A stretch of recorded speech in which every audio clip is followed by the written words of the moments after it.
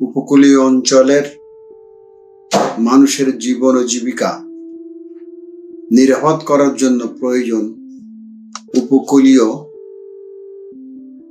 অঞ্চলে জলবায়ু পরিবর্তনের যে ঝুঁকি, প্রধানত নদী কেন্দ্রিক যে ঝুঁকিগুলো, জলোচ্ছ্বাস, ঘূর্ণিঝড়, এই ঝুঁকিগুলো মোকাবেলা করার জন্য এক ধরনের প্রস্তুতি গ্রহণ করা। একইভাবে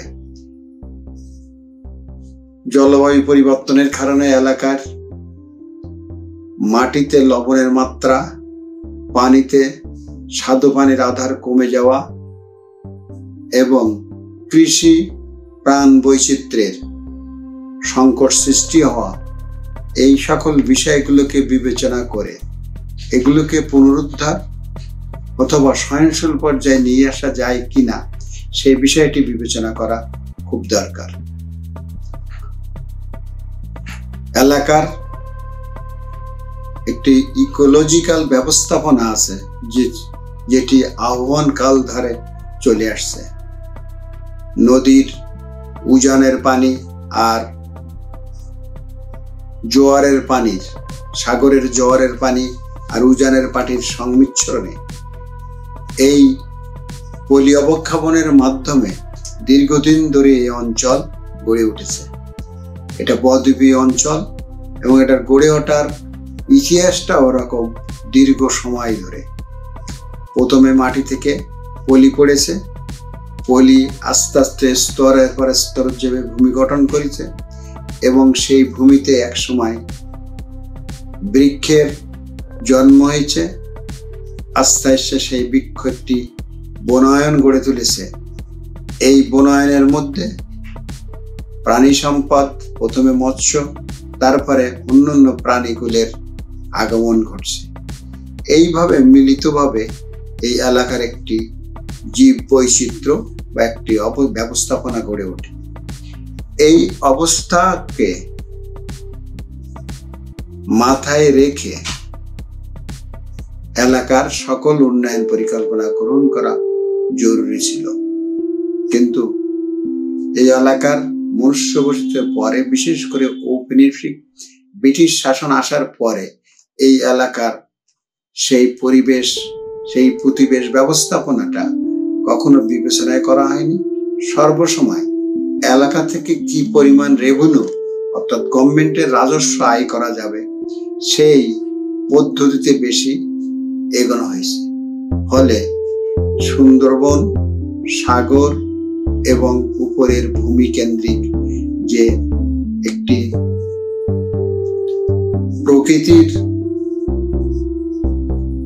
প্রকৃতিগতভাবে যে পরিবেশ গড়ে ওঠে সেটা বিঘ্নিত হয়। কখনোই পরিবেশের এই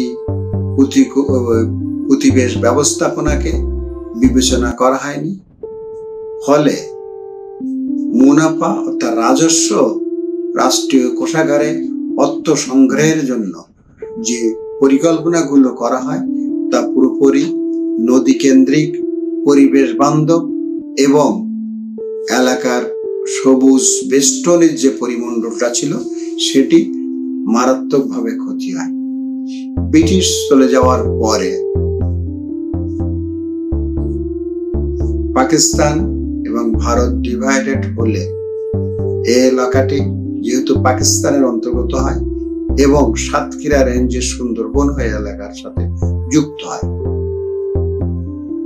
পাকিস্তানি শাসক গোষ্ঠীও সেই ব্রিটিশ বেনিয়াদের মতো করেই এই অঞ্চলের উন্নয়নগুলো ভাবতে থাকে এবং সরল সোজা পথে রাস্তাঘাটের মাধ্যমে এলাকার উন্নয়নের বিষয়টি সামনে নিয়ে আসে। ফলে 60-এর দশকে উপকূলীয় অঞ্চলের সবচেয়ে বিপজ্জনক প্রকল্প গ্রহণ করা হয় পানি উন্নয়ন বোর্ডের গঠন এবং উপকূলীয় বাঁধ ব্যবস্থাপনা কার্যক্রম হাতে নেওয়ার মধ্য দিয়ে। এই পানি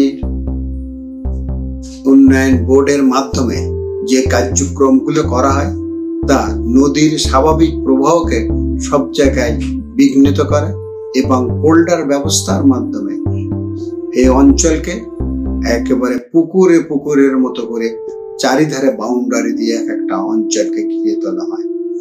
আর এই বাঁধ তৈরি করতে যে বাউন্ডারি বাঁধ করতে যে এর অভ্যন্তরে এবং বাইরে যে নদীগুলো ছিল তার যে যোগাযোগটা ছিল সেটি পুরোপুরি বিচ্ছিন্ন হয়ে যায়। ফলে এই এলাকার একটি জোয়ার ভাটার প্লাবন ভূমির যে ব্যাপারটা ছিল, যে অঞ্চলটা ছিল, সেটা পুরোপুরি ভাবে নষ্ট হয় পানি উন্নয়ন বোর্ডের এই পরিকল্পনার মাধ্যমে। পরবর্তীতে রাষ্ট্র আবার সড়ক ও জনপথ বিভাগের মাধ্যমে এলাকার রাস্তাঘাট তৈরি করার নামে নির্বিচারে নদীগুলোকে সরাসরি বাদ দিয়ে নদীর উপর দিয়ে রাস্তা নির্মাণ করা হয়। এই রাস্তা নির্মাণের সময় কোথাও কিছু স্লুইস গেট করা হলেও বেশিরভাগ ক্ষেত্রে স্লুইস গেট করা হয় না, নদীগুলো মারা পড়ে। নদীর স্বাভাবিক নিয়মে নদীর প্রবাহ বন্ধ হলে নদী আস্তে আস্তে মরে যায় এবং নদী এক সময় ভরাট হয়ে যায়, যার বাস্তবতা এই অঞ্চলে সাতক্ষীরা উপকূল অঞ্চলের মধ্যে সর্বত্রই দৃশ্যমান। একইভাবে সরকারের স্থানীয় সরকার ব্যবস্থাপনার মাধ্যমে গ্রামীণ অবকাঠামো উন্নয়নের নামে যে উন্নয়ন কাঠামোগুলো করা হয়েছে তা কখনোই নদী পানিকে অগ্রাধিকার না দিয়ে প্রধানত সড়ক এবং সড়কের মাধ্যমে সকল যোগাযোগ স্থাপন, এই বিবেচনাগুলো করে এই কাজটি করা হয়। ফলে এই অঞ্চলের নদী কেন্দ্রিক যে পরিবেশগত ব্যবস্থাপনা গড়ে ওঠে, সাগরের জোয়ারের সাথে উপউজানের মিষ্টি পানির মিশ্রণের মধ্যে দিয়ে এলাকায় আভ্যন্তরীণ নদীগুলোর মধ্যে যে জোয়ার ভাটার প্রবাহ, একই সাথে পলি অবক্ষেপণ, একইভাবে এলাকার ভূমি গঠন এবং ভূমির উর্বরতা তৈরির যে কার্যক্রম, সামগ্রিক কার্যক্রমটি বাধাগ্রস্ত হয়। ফলে এই এলাকাটা একটি বড় ধরনের বিপর্যয়ের মধ্যে পড়ে। এই বিপর্যয়ের প্রথম বড় আকারে দেখা দেয় 70-এর মাঝামাঝি থেকে 80-র দশকের শুরু থেকেই এলাকায় বাণিজ্যিকভাবে কৃষি জমিকে বিকল্প মালিক পক্ষ বিকল্প পদ্ধতি না পেয়ে আয়ের চিংড়ি চাষের জন্য বন্দোবস্ত দিয়ে টাকার একটি নিশ্চিত গ্যারান্টি নেয়। যেহেতু উৎপাদনের ক্ষেত্রে পুঁজির একটা বিকাশ ঘটে, পুঁজির তান্ত্রিক ব্যবস্থাপনা উৎপাদনের সকল ক্ষেত্রে প্রবাহিত হয় এবং প্রভাববান থাকায় সেই পুঁজির মুনাফার মাধ্যম হিসেবে জমিকে আর ব্যবহার করা শুরু করা হয়। এই ব্যাপার, এই চিংড়ি চাষ নির্বিচারে লবণ পানি কৃষি জমিতে উঠিয়ে আটকে রাখে যে চাষ পদ্ধতিটা করা হয়, সেটা এলাকার একেবারে পুরোপুরি পানি ব্যবস্থাপনা, পানির সুপেয় পানির স্তর, ড্রেনেজ ব্যবস্থা এবং বিশেষ একেবারে মানুষের পারিবারিক যে পয়ঃ নিষ্কাশন ব্যবস্থা, সেগুলো মারাত্মকভাবে ক্ষতিগ্রস্ত হয়ে যায়। এই সকল বিবেচনায় কার্যক্রমটি এই অঞ্চলের উন্নয়ন কর্মকাণ্ড করতে হলে এই বিষয়গুলোকে আবার নতুন করে জানাশোনা করা দরকার, নতুন করে আলোচনা করা দরকার, নতুন করে পুরনো যে বিষয়গুলো ছিল, যে নদীগুলো ছিল, বিশেষ করে যে নদীগুলো অন্তত এসে খতিয়ানের মাধ্যমে যে নদীগুলো চিহ্নিত ছিল, সেই নদী পথগুলোকে গুরুত্ব দিয়ে এলাকার উন্নয়ন কার্যক্রমটা করতে হবে।